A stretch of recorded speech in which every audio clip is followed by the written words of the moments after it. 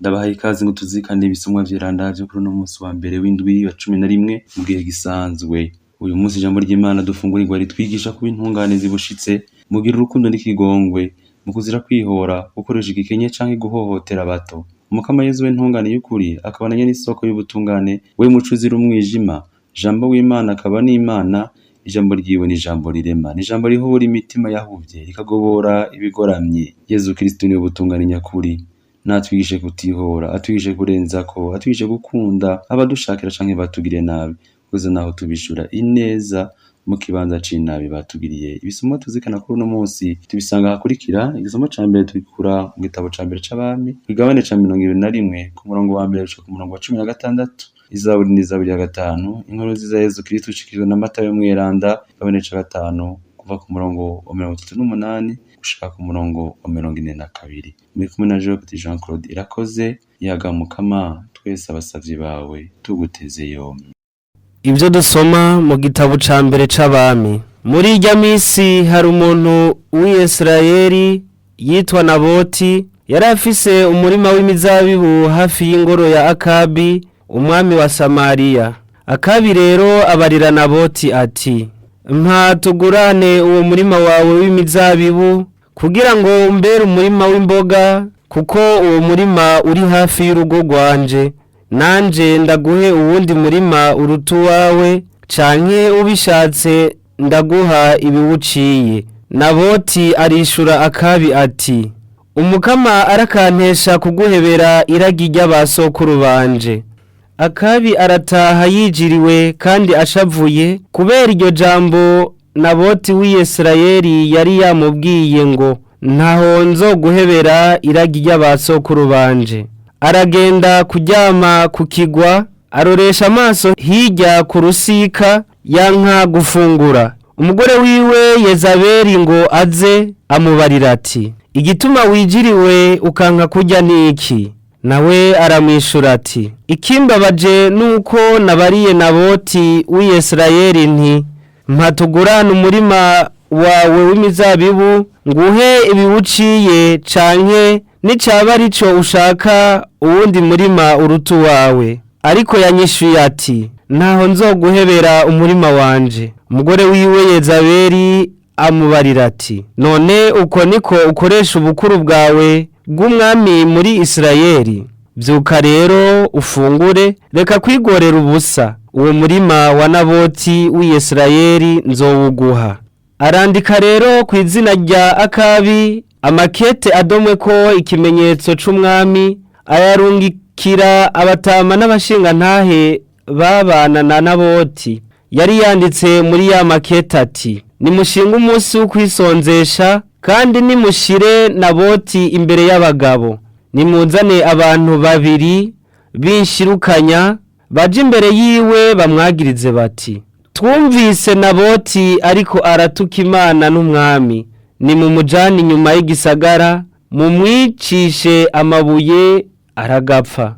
Abagabo bo muri ca gisagara ca Naboti, abatama n'abashingantahe bo muri ico gisagara nyene, baraheza bagira nk'uko Yezabeli yari yababwiye, nk'uko vyari vyanditswe muri ya makete yabarungikiye. Barashinga umunsi wo kwisonzesha, kandi barashira Naboti imbere y'ishengero. Hanyuma haza ba bantu bishirukanya imbere yiwe, bamwagiriza bati: "Naboti yaratutse Imana n'umwami." Baraheza bamujana inyuma y'igisagara, baramutera amabuye arapfa. Ngo yumve yuko Naboti yapfuye yicishijwe amabuye, Yezabeli arabwira Akabi ati: "Vyuka, genda utware wa murima w'imizabibu wa Naboti w'Isirayeli, wa murima yanse ko mugura, kuko Naboti atakiriho, yapfuye." Akabi yumvise ko Naboti yapfuye, arahaguruka ngo amanuke kuri nyamurima wa Naboti awutware. Iryo ni ijambo ry'Umukama.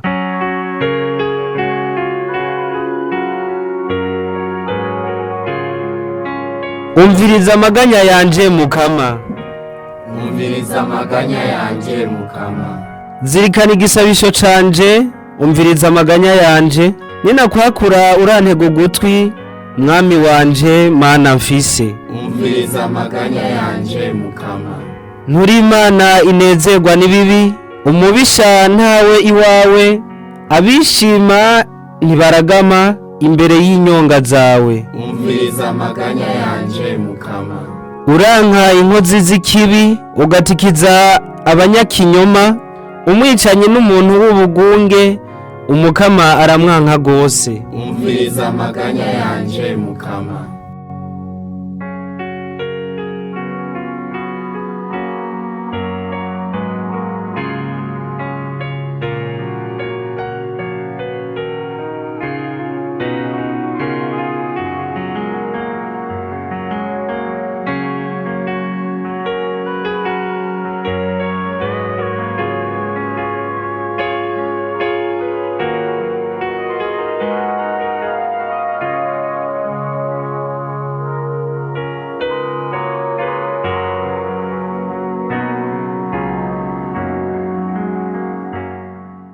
Ibyo dusoma mu nkuru za Yezu Kristu nk'uko yanditswe na Matayo.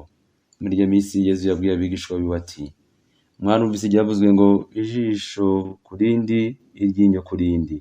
Reka jewe ndababwiye kudahangana n'umubisha. Nihagira ugukubita ku itama ry'iburyo, uramutega n'irindi. Uzoshaka kukwitwarira ngo agutware ikanzu, uraca umuhana n'igikwemu. Umuntu niyakugobera ngo mugire intambwe 1000, uramukurikira mugire 2000. Nihagira ugusaba, uramuha. Nihagira ukugurana, ntuzumwime. Iryo ni ijambo ry'umukama.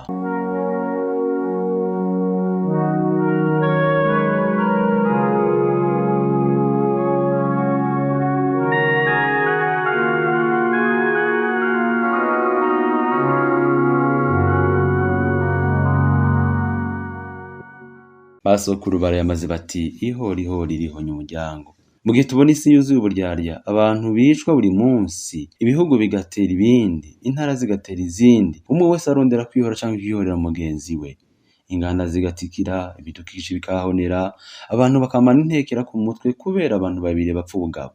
Emwe niho bagize bati: akaruta kandi karakamira. Ukurenganwa birababaza. Rimwe na rimwe n'abana b'Imana mu gihe bariko barahohoterwa, barateba bakumva bacitse imvutu, bakumva batagishobora mbere kwihangana no kwigumya, bakumva nabo bo kwihora mu gusubiriza mu ndumane ababi incuro 7 zose nk'uko Zaburi ya 79 bivuga. Ariko inkuru za Yezu Kristu umwe twemera si ici twigisha. Turacari rero n'umunsi w'igabane ca 5 c'inkuru nziza ya Matayo, igabane kitubwira ku muriri inyigisho zatangiye ku gasozi hakirurutse. Yezu akazitanga abonye ishengero rikoranye kugira ngo abajijure, abacisha ubwenge boye kuguma mu vya kera, kandi yaje kugira isezerano rishasha.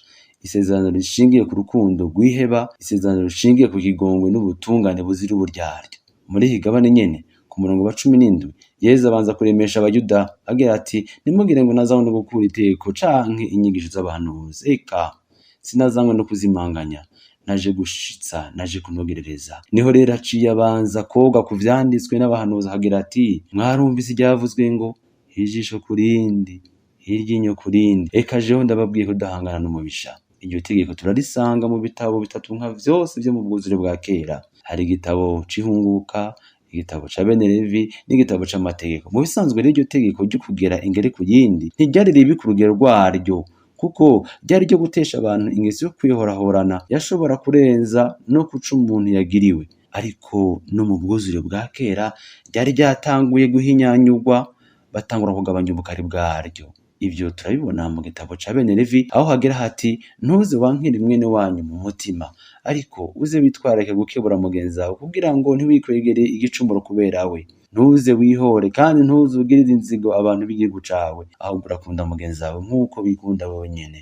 Ni jewe umukama. Yezu nawe nyene asaba kurengera iryo tegeko, hagakora ibwirizo ry'urukundo rishobora no gutangaza uwari yiteze kwihorwa. Erega nyene bavukanye hari ivyiyumviro bitabwirizwa kuranga abantu bo mw'isezerano rishasha, nk'umwikeko, kwisuzugura, ngo hamwe nanje ntomwereka ngo yoba ngaye, ngo yohava yimenyera, ngo reka ndamwereke ko nanje ntasanzwe. Abo bose barondera kwihora. Hariho mbere n'imigani myibutsi imwe y'ikirundi bisunga itumirira kwihora, bigatuma rero urwanko rurushirizaho gukomera, abantu bagasigara barabana y'ingwe. Izo ni zimwe mu ngaruka zo kwihora. Baziro mweranda nibatubwira ko twogaba kuko kamere kacu itandukanye n'iyo gukora inabi gusa. Ati uwukora inabi yamagabirije gutata, ariko mweho mwama mufise umutima wakira. Ati uwukora inabi usanga ari umuntu w'amahane ahazuka ku kantu gato, atariko mwe mwami mutekanye kandi mugenza buhoro. Ati uwukora nabi muzokumva yivuguruza mu majambo yiwe, namwe ariko amajambo yanyu mukayumako, gukora amajambo akomoka ku Mukama. Ndugaye twamugira. Kuri uno musi rero Yezu ashaka ko tuba abanyakigongwe, ashaka ko tuzira guhangana n'umubisha, ashaka ko tuzira kwihora, mbere no mu gihe umuntu yosa n'uhahajwe, kuko udushumbusha akatwihorera turamuzi ni Imana. Na Paulo arabishimika cyane mw'ibaruwa yandikiye Abaromani hagira ati nimureke kwihora mwebwe nyene bakunzi banje, ariko mubihebere ijambo ry'Imana. Nanone handitse ngo uguhora n'ukwanje ni jewe nzobasubiriza mu nkoko, niko Mukama avuze. Ariko umwansi wawe niyasonza uramugaburira, niyanyoterwa naho umuha icanwa, niwagira gutyo uzoba umurunza amakara yaka ku mutwe. Ntutsindwe n'inabi, ariko inabi ntibitsindisha iciza. Yezu nawe agize ati ugusavye numuhe, uhuguranye ntumwinyungushure. Urwo rukundo rwa mugenzanje inyigisho ya Yezu igomba kutugezako rusaba guhebera abo bose bokurenganya canke bakagukubagura. Ikindi naco nuko urwo rukundo rubwirizwa guhindura uwoza kugirira nabi. Akarorero turakabona Yezu ku musaraba asabira ikigongo bariko baramwica, maze nabo mu nyuma bakamushinga intahe bagira bati vy'ukuri uwo muntu yari umwana w'Imana. Uburyo nyabwo rero bwo guhagarika ubugizi bwa nabi ngo ntibahave busasagara no kutishura ikibi ku kindi. Abakristo b'i Korinte Paulo yarabahakaniye cane, mbere n'abakarira kubona baguma baryana, bihorahorana, baburana, kandi arabavukanye. Ahagira ati mbere n'ubu hari ico muhomvye gose, kuko muriko muraburana kandi murabavukanye. Ni kuki mutopfuma mukunda kugirirwa nabi? Ni kuki mutopfuma mwemera kugungwa? Ariko ni mwebwe nyene mugirira nabi abandi mukabagunga, kandi ari bene wanyu. Mu gisoma ca mbere naho twumvise umuntu yitwa Naboti yishwe ahorwa ko yanze gutanga umurima ngo awuhe umwami Akabi, kuko ari bo yarazwe na basekuru, kandi itegeko ntiryabimwemerera ko atanga umurima, ngo tubisoma mu gitabo c'iharura igabane c'indwi aho hagira hati nta ntoranwa ya bene Isirayeli izova mu muryango ija mu wundi muryango, nkako umwe wese muri bene Isirayeli azokwihambira ku ntoranwa y'umuryango wa basekuru biwe. Kubona Naboti ahakanira umwami ni kubera icubahiro afitiye iteko ry'Imana ryahawe basekuru, kandi umwami Akabi naho atahimbawe n'inyishu yahawe yasa n'uwahevye, ariko haje umwosha mubi, haje uwuja mu matwi yiwe, haje uwo mwosha gukoresha ingimba, ubona wese ubundi n'umwamikazi Yezabeli. Agize ati uko ni gukoresha ubukuru bwawe bw'ubwami muri Isirayeli. Araheza maze atunganya amanyanga yose kugira ngo arabe ingene yokwicisha Naboti ngo ashikire umurima wiwe. Ese ubutungane bw'abatwara ibihugu n'intara, ese ukwikunda, amaraso araseseka kubera umwina w'amatungo bakuru b'intara n'ibihugu, inzirakarengane zigahatikira kuko zibaye intambanyi mu gushikira inyungu z'abatware. Ese umwosha mu Yezabeli, umwamikazi, umuhanuzi wa mbere w'umwami. Nico gituma bagenzi, uwitwa umugenzi wawe arashobora kuba mbere umwosha mubi wa mbere. Ni vyiza rero kuhagabirana nta gusya bwose. Turumvise kandi ingene umwamikazi yatamitse ijambo abitwa ngo n'abatama n'abashinga ntahe b'igihugu. Hari n'abandi bantu babiri ijambo ry'Imana tubwiye ngo n'abantu babiri b'inshirukanya, ariko Bibiliya nyene nayo yabise ngo abantu babiri b'imburakimazi. Abo bantu babiri Yezabeli yatumye ngo batorwe baheze bagirize Naboti ibinyoma ko yatutse Imana n'umwami, ko ari we mbere nkwezi y'amarere yose yatumye Imana ibahanisha ibiza by'indwara, ugutara kw'imvura n'akaranda, gutyo maze baheze bamwice maze ashikira umurima. Turakeneye abatama n'abashinga ntahe muri kino gihugu, turakeneye abapfasoni muri kino gihugu, n'abantu nyene b'ijambo badatamikwa ijambo, batavira mu vumbi kumuvumba, badatinya igitsure c'abakuru, batumbereza kandi bagatobora ijambo batariniga. Umuhanuzi Misheni bagira ati baragoba yumvira icaha, bagategurira inabi ku buriri bwabo, mu gitondo bugica bakayikora, kuko atakibabuza kuyikora. Ariko kandi harahiriwe abanyakigongwe, kuko nabo bazokigirirwa. Dusabe. Mukama urabona ingene imitima yabo yuzuye agatima k'umubabaro n'inzigo kubera intambwe bagiriwe. Ndagusavye ngo bakuremwo umutima w'agatimatare, waho umutima woroshe, niho amahoro yawe azokwira isi wiremeye. Ndasabye kandi nabo bose bakoresha ingimba ibikorwa vyabo vy'urwanko bihindukirire kuba ibimenyetso by'urukundo n'ubutungane, maze ineza yawe yiganzire ubwami bwawe bushinga imizi, igongwe cawe n'urukundo vyigishwe hose. Amen. Kw'izina rya Data, n'irya Mwana, n'irya Mutima Mweranda.